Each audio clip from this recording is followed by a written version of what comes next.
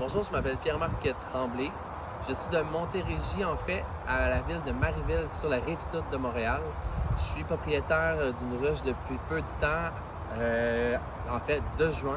C'est la première fois que je touchais une ruche de ma vie. Et puis, avant d'avoir, je sais que c'est conseillé d'avoir plus qu'une ruche en général, mais je me suis risqué quand même avec une ruche pour être sûr de voir que j'aimais ça. Donc, j'ai pratiqué ma première extraction de miel déjà dernièrement.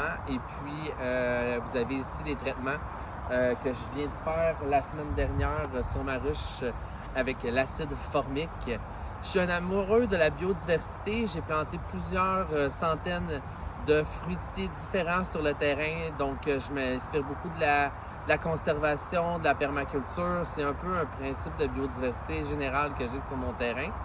Vous allez voir ici, j'ai un lac qui fait quand même le tour, qui est quand même assez gros.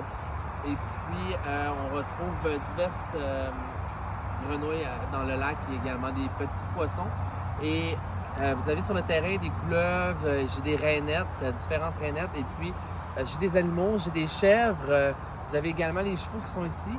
Eux, en fait, j'utilise le fumier pour les plantes et pour les fruitiers. En fait, c'est une façon naturelle pour moi d'entretenir, dans le fond, mes arbres, mes légumes et tous les animaux, dans le fond, qui sont sur le terrain ont vraiment au moins 3 charges de travail à faire. Donc, ils vont soit être utilisés comme fertilisants, enlever les mauvaises herbes, et puis ils vont donner également de l'alimentation pour nous, comme les chèvres laitières. Et puis, on a des poules aussi.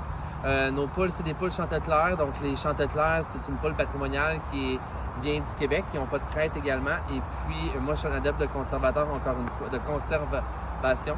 Et puis, pour moi, c'est important d'avoir une sorte de poule spéciale.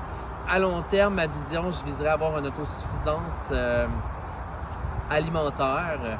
Pas à 100%, mais essayer d'avoir une certaine autosuffisance à l'extérieur et puis avoir peut-être un kiosque libre-service au bout du chemin.